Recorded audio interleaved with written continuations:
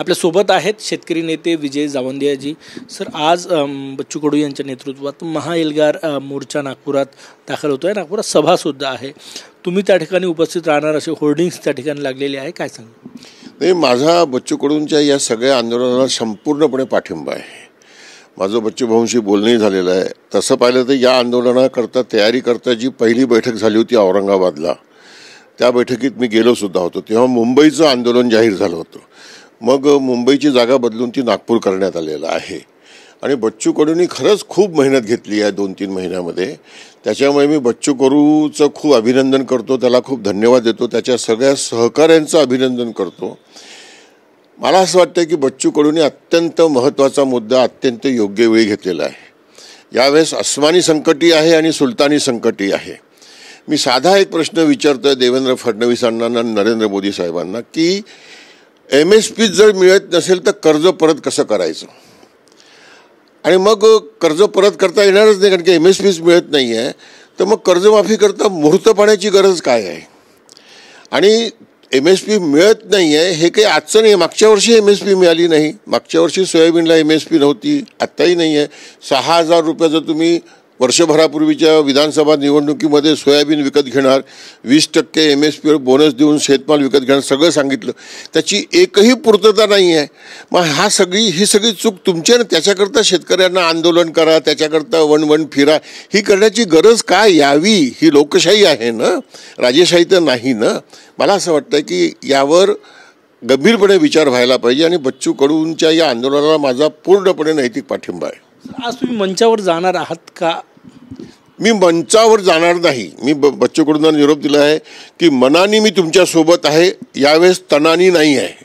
पण मला असं वाटतं की याच्या पुढे बच्चू कडूंनी शेतकरी हिताच्या अर्थकारणाचं राजकारण करण्याकरता मोठ बांधावी।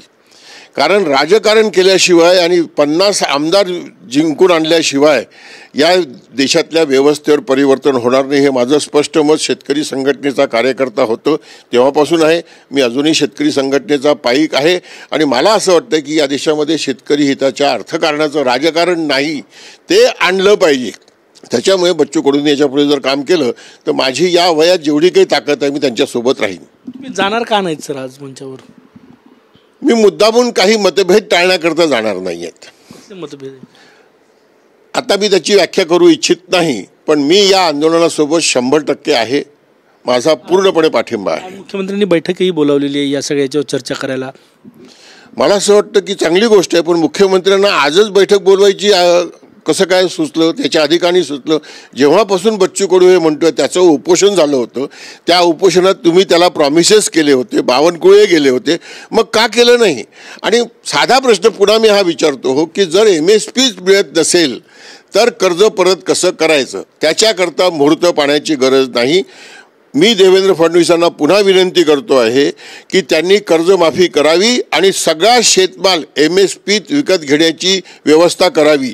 व्यापाऱ्यांची जबाबदारी नाही। आजच बातमी आली आहे की 12,000 कोटी रुपयाचं सोयाबीन आणि डाळी तेलबिया विकत घेणार महाराष्ट्रात। अरे काय होणार आहे 12,000 कोटींनी?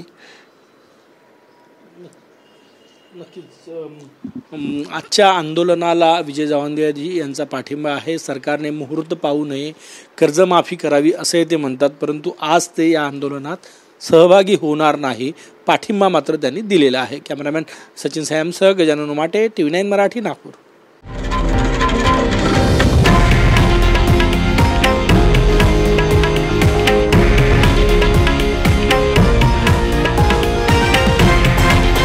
हे आहे देशातील नंबर 1 न्यूज नेटवर्क आणि आपण पाहत आहात TV9 मराठी, एकमेव।